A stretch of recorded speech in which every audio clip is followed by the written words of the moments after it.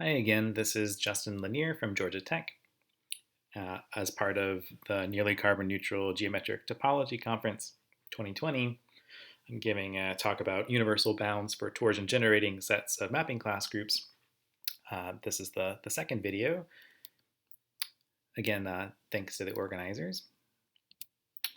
In the first video, I stated the main result and its context and talked about the proof strategy and so forth, and started talking about giving a kind of a cartoon of the implementation of the proof strategy. So I'll finish that up in this video, and then I'm going to highlight three techniques, some sort of more technical aspects, little wrinkles that I wanted to feature. Right, so here's where we were. We've taken a power of our element, which is either going to be irreducible or reducible. So we're going to treat those two cases in turn in order to build this collection of good curves that are in good orbits under the action of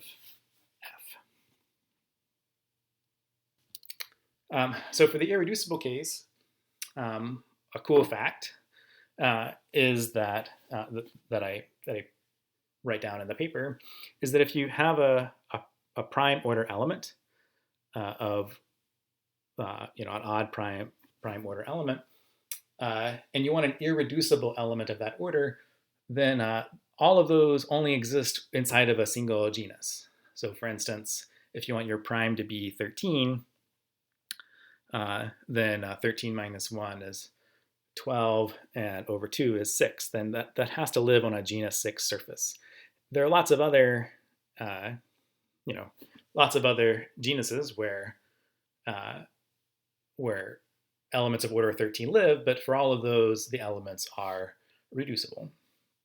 Okay, and so then Kulkarni and those three authors, they give you some recipes for writing down a topological representative, and then you can build a curve system. There's an illustration here. The topological representative is a 2p-gon, and then you rotate by something that's relatively prime to 2p.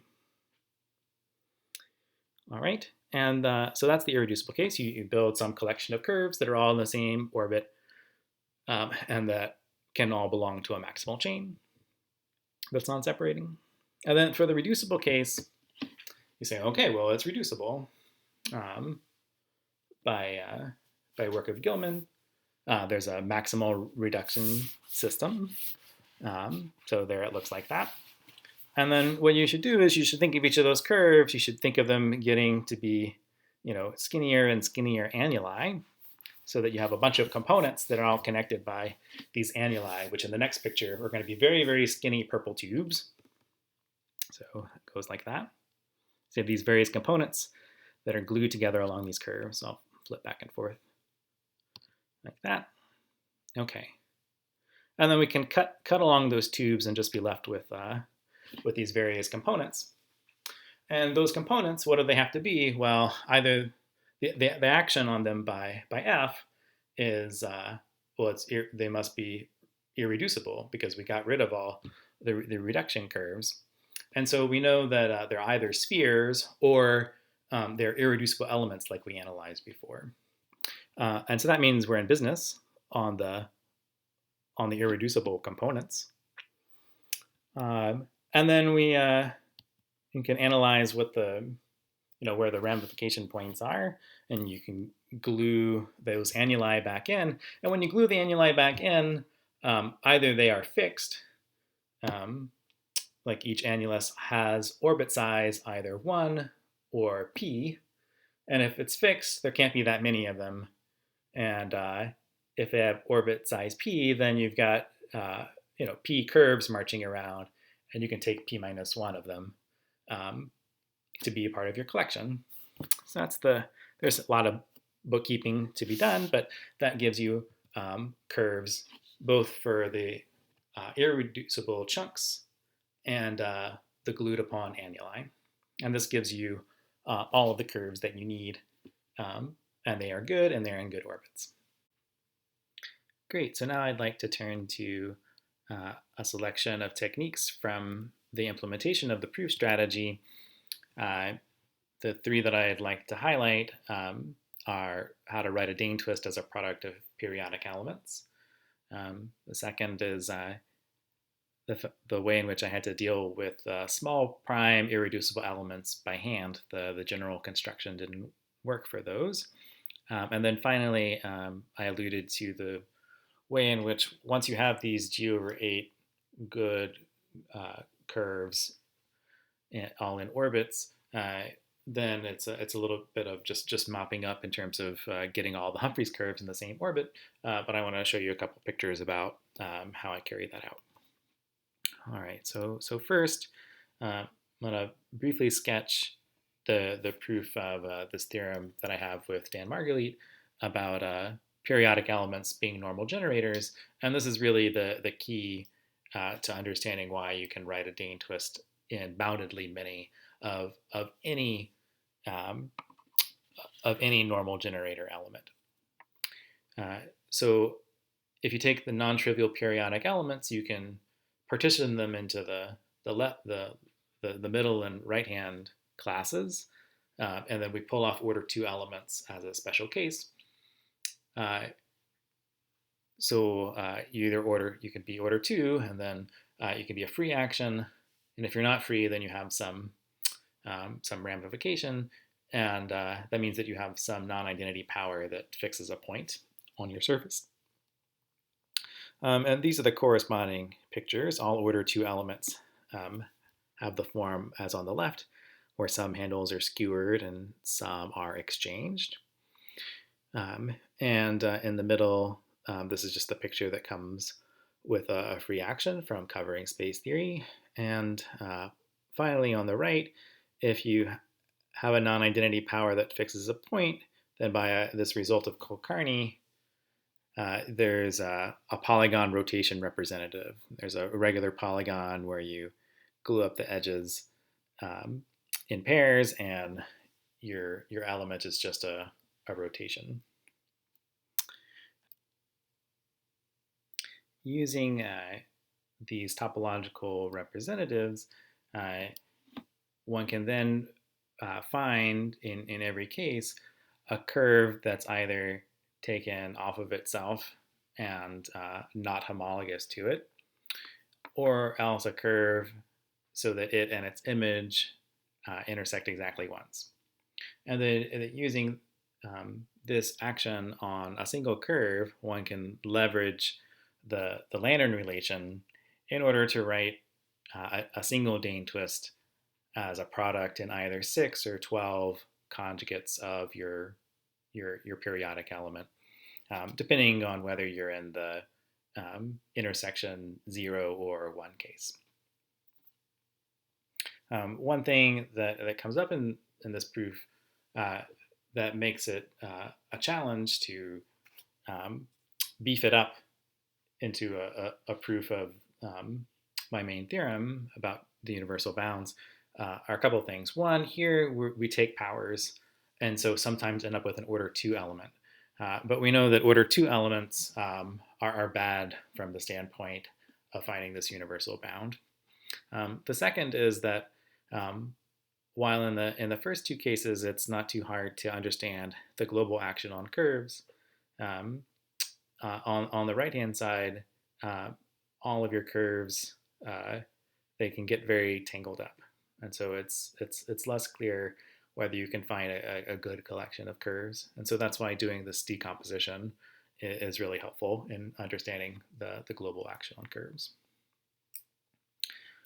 Speaking of which, we'll turn to seeing why these small prime irreducible elements need to be treated by hand. So in the general case for a large prime P, you can sort of stamp curves going around, and you get a definite fraction of G that way, because you can get a definite fraction of 2P, right? The polygon is 2P around, and so you can just sort of stamp curves going around, and that's great.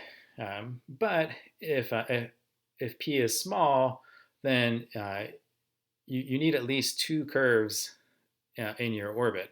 If you only have one, that's no good. And you sometimes, right, if you take a small fraction of a small prime, you get less than two. And so in that case, so like here's the example p equals 5. And here are all of the curves that are in the orbit of the type of curve that I use in the construction.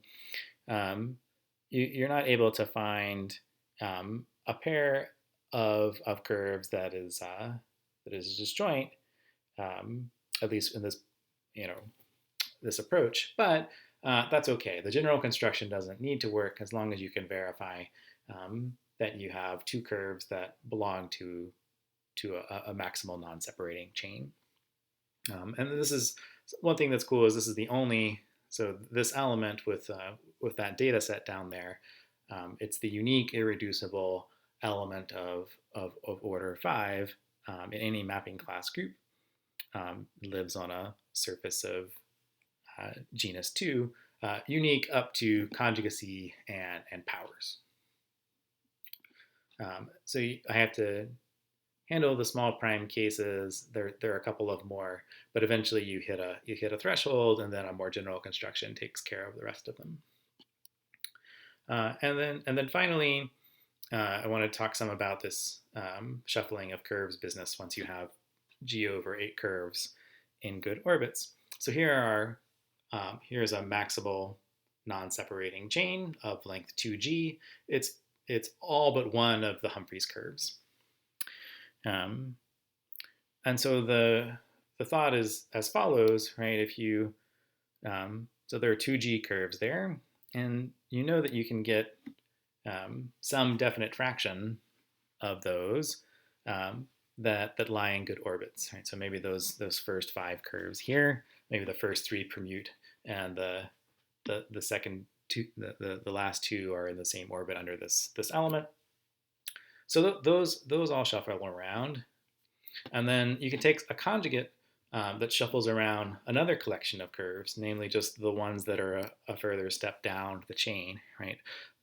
These blue curves and these red curves, up to homeomorphism, they are the same collection of curves in the surface. There's a mapping class that takes one set to the other, and so there's a conjugate that acts on these blue curves in the same way that f acts on those red curves, and so on. So you can eat up this whole, all of the odd curves in this chain with at most 8 conjugates of f.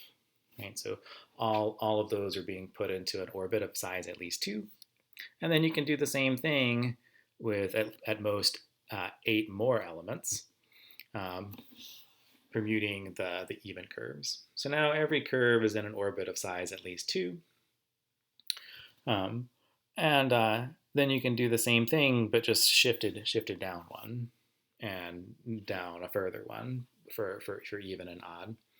And now all of these 8 times 4 equals 32 curves, they're all in the same orbit. All of the odd curves are in the same orbit because each orbit is connected to the following orbit by this shift move, and the same thing for the even curves. And then you're definitely going to get overflow whenever you do this shift over, and you can use that to make sure that there's an even and odd curve in the same orbit under the subgroup generated by all these conjugates. So that makes 32 the case where all of the curves in question belong to chains. That instead of doing 4 times 8, you have to do like 3 times 16, and that gives you the 48. And that plus the 12, all the worst case scenarios come together to give the number 60. So that's a little bit about the curve shuffling. All right, well, that's where I want to leave things. Thanks again so much for coming and listening to my talk. Have a great conference.